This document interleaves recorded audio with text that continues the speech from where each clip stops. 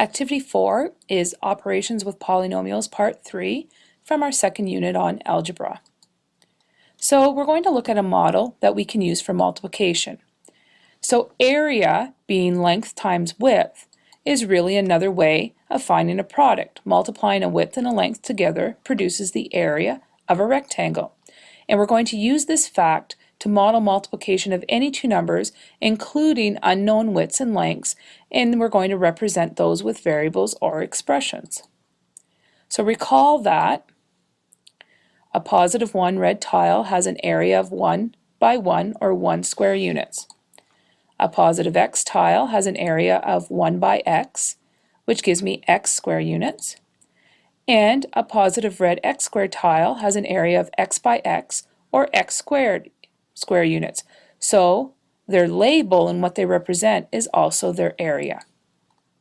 First, multiplying a binomial, which is 2 terms, by a monomial, which is 1 term. So we're going to use algebra tiles to determine the multiplication of a binomial and by a monomial, and we're going to use the fact that we can have a length and a width and determine the area of the rectangle. For example, illustrate the product of x times x plus 2.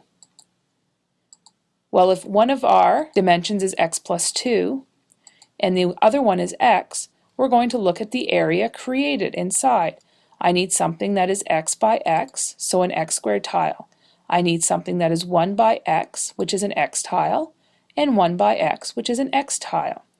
Now I can figure out the area, which is 1x squared and 2 x's. So the area defined by x times x plus 2 is x squared plus 2x.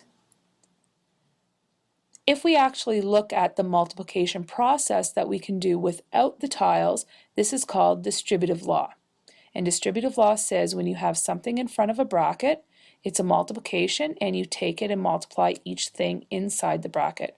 So a times b and then a times c. So the a gets distributed to each thing inside the bracket.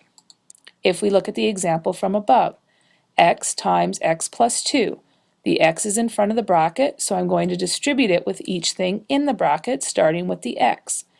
X times x is x squared, 1 plus 1, our exponent laws. X times 2 is 2x, so we get the same thing as we did when we calculated the area, x squared plus 2x.